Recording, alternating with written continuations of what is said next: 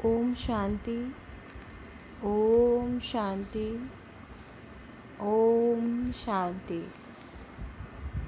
आज है 14 सितंबर 2020। शिव बाबा की साकार मुरली।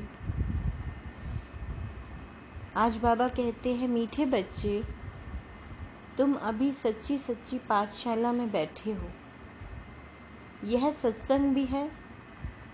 यहाँ तुम्हें सत्य बाप का संग मिला जो पार लगा देता है। प्रश्न: हिसाब किताब के खेल में मनुष्यों की समझ और तुम्हारी समझ में क्या अंतर है?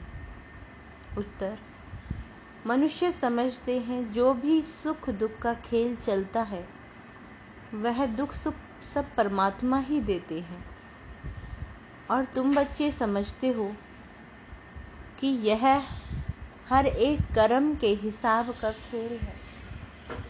यह हर एक कर्म के हिसाब का खेल है।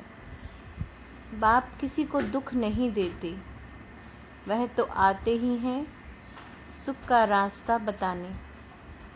बाबा कहते हैं, बच्चे, मैंने कभी भी किसी को दुखी नहीं किया है।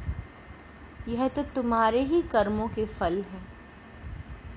गीत है इस पाप की दुनिया से।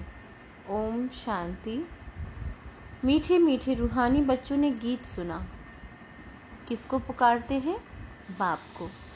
बाबा आकर इस पाप की दुनिया से सतयुगी पुण्य की दुनिया में ले चलो। अभी जीव आत्माएं सब कलयुगी हैं। उन्हों की बुद्धि ऊपर जाती है। बाप कहते हैं, मैं जो हूँ, जैसा हूँ, ऐसा कोई नहीं जानते हैं। ऋषि मुनि आदि भी कहते हैं, हम रचयिता मालिक अर्थात बेहद के बाप और उनकी बेहद की रचना के आदि मध्य अंत को नहीं जानते हैं। आत्माएं जहाँ रहती हैं वह है ब्रह्म महतत्व, जहाँ सूरज चांद नहीं होते हैं, न मूल वतन न सूक्ष्म वतन में। बाकी इस मांडवी में तो बिजलियां आदि सब चाहिए ना, तो इस मांडवी को बिजली मिलती है। रात को चांद सितारे, दिन में सूर्य। यह हैं बत्तियां। इन बत्तियों के होते हुए भी अंधियारा कहा जाता है। रात को तो फिर भी बत्तियां जलानी पड़ती हैं। सतयुग त्रेता को कहा जाता है दिन, और भक्ति मार्ग को कहा जाता है रात। यह भी समझ की बात है। नई दुनिया सो फिर पुरानी जरूर बनेगी, फिर नई होगी तो पुरानी का जरूर विनाश होगा। यह है बेहद की दुनिया। मकान भी कोई बहुत बड़े बड़े होते हैं, राजाओं आदि के। यह है बेहद का घर, मांडवा अथवा स्टेज। इनको कर्म क्षेत्र भी कहा जाता है। कर्म तो जरूर करना होता है। सब मनुष्यों के लिए यह कर्म क्षेत्र है। सबको कर्म करना ही है, पार्ट बजाना ही है। बाबा कहते हैं, सबको पार्ट बजाना ही है। पार्ट हर एक आत्मा को पहले से मिला हुआ है। तुम्हारे में भी कोई है जो इन बातों को अच्छी रीति से समझ सकते हैं। वास्तव में यह गीता पाठशाला है। पाठशाला में कभी बूढ़े आदि पढ़ते हैं क्या? यहाँ तो बूढ़े जवान आदि सब पढ़ते हैं। वेदों को पाठशाला नहीं कहेंगे। वहाँ कोई भी एम ऑब्जेक्ट होती नहीं। हम इतने वेद शास्त्र आदि पढ़ते हैं, इनसे क्या बनेंगे वह जानते नहीं। कोई भी जो सत्संग है, एम ऑब्जेक्ट कुछ नहीं है। अब तो उनको सत्संग कहने से लज्जा आती है। सत्य तो एक बाप ही है जिसके लिए कहा जाता है संग तारे कुसंग बोरे। कुसंग कलयुगी मनुष्यों का, सत्य का संग तो एक ही है। अभी तुमको वंडर लगता है, सारी सृष्टि के आदि मध्य अंत का ज्ञान कैसे बाप देते हैं।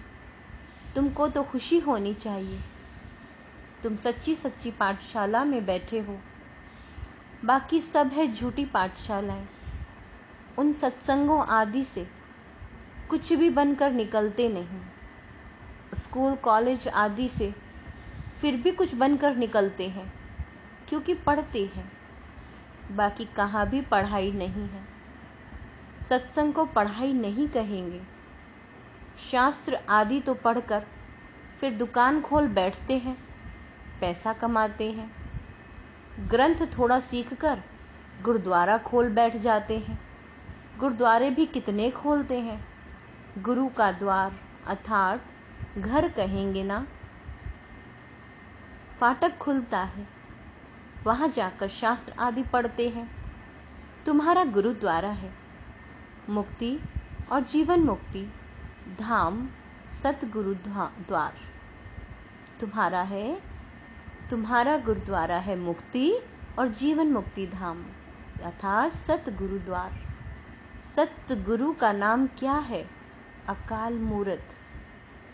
सतगुरु को अकाल मूरत कहते हैं। वह आकर मुक्ति जीवन मुक्ति का द्वार खोलते हैं। अकाल मूरत है ना, जिसको काल भी खा नहीं सकता। आत्मा है ही बिंदी, उनको काल कैसे खाएगा। वह आत्मा तो शरीर छोड़कर भाग जाती है।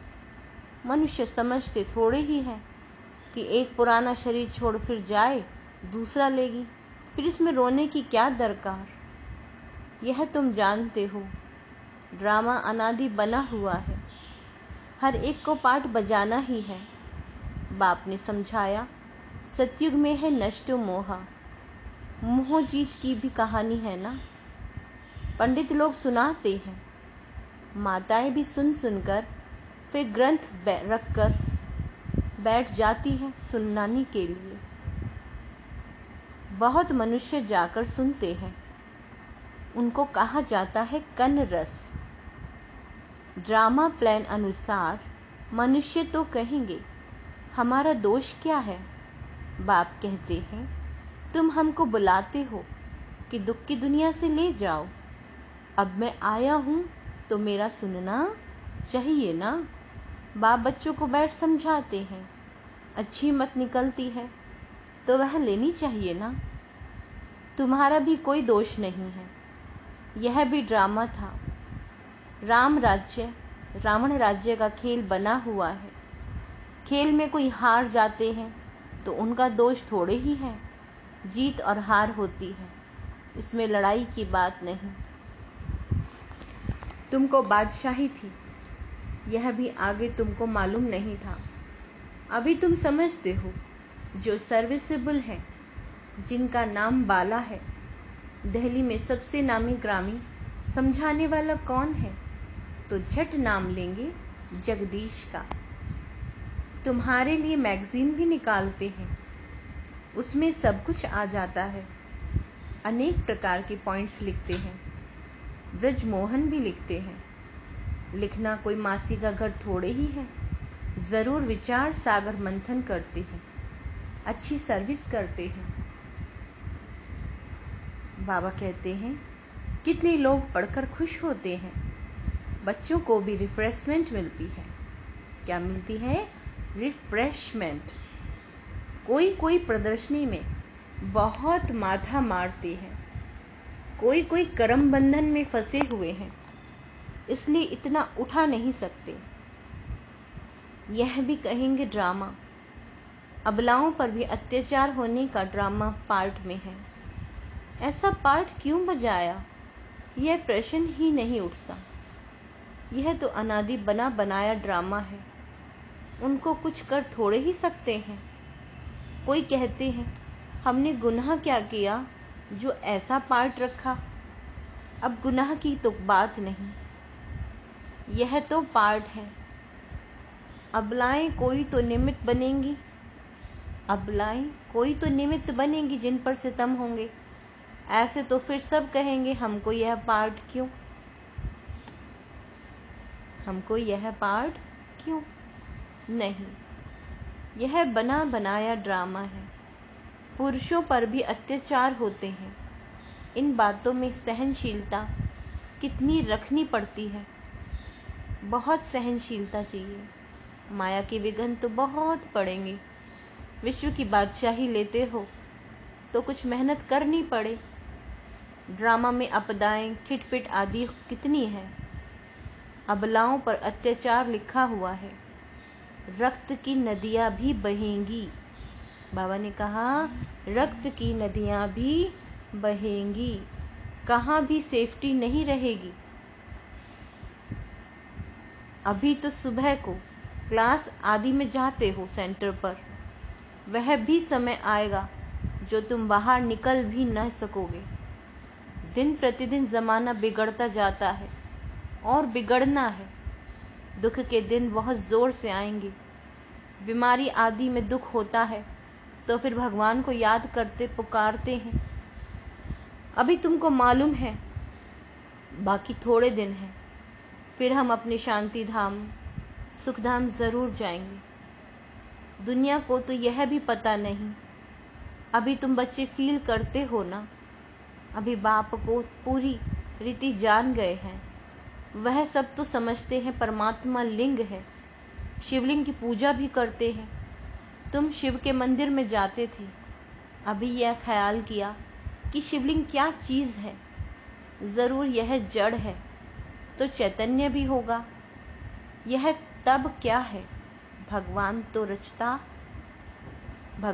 रचता है ऊपर में। उनकी निशानी है सिर्फ पूजा के लिए। पूज्य होगी तो फिर यह चीजें नहीं होंगी। शिव काशी के मंदिर में जाते हैं, किसी को पता थोड़े ही है भगवान निराकार है। हम भी उनके बच्चे हैं, बाबा के बच्चे होकर फिर हम दुखी क्यों हैं। विचार करने की बात है ना। आत्मा कहती है हम परमात्मा की संतान हैं, फिर हम दुखी क्यों हैं। बाप तो है ही सुख देने वाला, बुलाते भी हैं, हे भगवान हमारे दुख मिटाओ। वह कैसे मिटाए। दुख सुख यह तो अपने कर्मों का हिसाब है।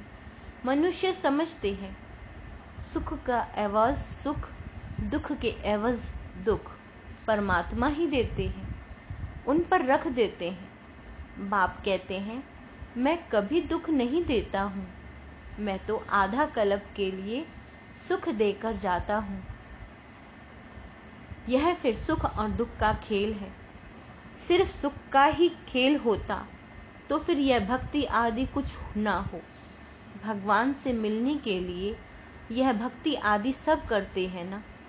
अब बाप आकर बैठ सारा समाचार सुनाते हैं। बाप कहते हैं तुम बच्चे कितने भाग्यशाली हो। उन ऋषि मुनि आदि का कितना नाम है। तुम हो राज ऋषि, वह है हठ योग ऋषि। ऋषि अर्थात पवित्र। तुम स्वर्ग के मालिक बनते हो तो पवित्र जरूर बनना पड़े। सतयुग त्रेता में जिनका राज्य था उनका फिर होगा। सतयुग त्रेता में जिनका राज्य था वह फिर होगा, बाकी सब पीछे आएंगे। तुम अभी कहते हो हम श्रीमत पर अपना राज्य स्थापन कर रहे हैं। पुरानी दुनिया का विनाश होने में भी समय तो लगेगा ना। सतयुग आना है, कलयुग जाना है। कितनी बड़ी दुनिया है। एक एक शहर मनुष्यों से कितना भरा हुआ है। धनवान आदमी दुनिया का चक्र लगाते हैं, परंतु यहाँ सारी दुनिया को कोई देख न सके। हाँ, सतयुग में देख सकते हैं, क्योंकि सतयुग में है ही एक राज्य। इतने थोड़े राजाएं होंगे। यहाँ तो देखो कितनी बड़ी दुनिया है। इतनी बड़ी दुनिया का चक्र कौन लगाए। वहां तुमको समुद्र में जाने का नहीं है। वहां सीलोन, बर्मा आदि होंगे। नहीं, कुछ भी नहीं। यह कराची नहीं होगी। तुम सब मीठी नदियों के किनारे पर रहते हो। खेती बाड़ी आदि सब होती है। सृष्टि तो बड़ी है, मनुष्य बहुत थोड़े रहते हैं। फिर पीछे वृद्धि होती है। फिर वहां जाकर अपना राज्य स्थापन करना। धीरे धीरे हप करते गए, अपना राज्य स्थापन कर दिया। अभी तो सबको छोड़ना पड़ता है। अभी तो सबको छोड़ना पड़ता है। एक भारत ही है जिसने किसी का भी राज्य नहीं छीना है, क्योंकि भारत असल में अहिंसक है ना। भारत ही सारी दुनिया का मालिक है और सब पीछे आए हैं जो टुकड़े टुकड़े लेते गए हैं। तुमने कोई को हप नहीं किया है, अंग्रेजों ने हप कर लिया है। तुम भारतवासियों को तो बाप विश्व का मालिक बनाते हैं। तुम कहाँ गए? थोड़े ही हो। तुम बच्चों की बुद्धि में ये सारी बातें हैं। बूढ़ी माताएं तो इतना सब समझ ना सकी। बाप कहते हैं, अच्छा जो तुम कुछ भी पढ़ी नहीं हो, पढ़ा हुआ सब बुद्धि से निकालना पड़ता है। यह बात सिर्फ धारण करनी है। मीठे बच्चे, बाप को याद करो। तुम कहते भी थे ना, बाबा आप आएंगे तो हम वारी जाएंगे, कुर्बान जाएंगे। तुम्हें फिर हमारे पर कुर्बान जाना है। लेन देन होती है ना। शादी के टाइम स्त्री पुरुष एक दो के हाथ में नमक देते हैं, बाप को भी देते हैं। हम पुराना सब कुछ आपको देते हैं। मरना तो है ना, यह सब खत्म होना है। आप हमको फिर नई दुनिया में देना। बाप आते ही हैं सबको ले जाने। काल है ना।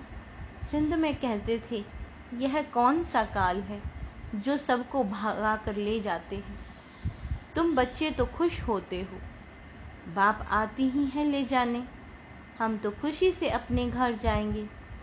सहन भी करना पड़ता है। अच्छे अच्छे बड़े बड़े घर की माताएं मारे खाती हैं। तुम सच्ची कमाई करते हो, मनुष्य थोड़े ही जानते हैं। वह है कलयुगी शूद्र संप्रदाय। तुम हो संगम युगी, पुरुषोत्तम बन रहे हो। जानते हो, पहले नंबर में पुरुषोत्तम यह लक्ष्मी नारायण है ना। फिर डिग्री कम हो जाती है, ऊपर से नीचे आते रहेंगे, फिर आहिस्ते आहिस्ते गिरते रहेंगे। इस समय सब गिर चुके हैं। झाड़ पुराना हो चुका है, तना सड़ गया है। अब फिर स्थापना होती है, फाउंडेशन लगता है ना। कलम कितना छोटा होता है, फिर उनसे कितना बड़ा झाड़ बढ़ जाता है। यह भी झाड़ है। सतयुग में बहुत छोटा झाड़ होता है, अब कितना बड़ा झाड़ है। वैरायटी फूल कितने हैं। मनुष्य सृष्टि के एक ही झाड़ में कितनी वैरायटी है। अनेक वैरायटी धर्मों का झाड़ है। मनुष्यों का एक सूरत ना मिले दूसरे से। बना बनाया ड्रामा है ना। एक जैसा पार्ट कोई का हो नहीं सकता।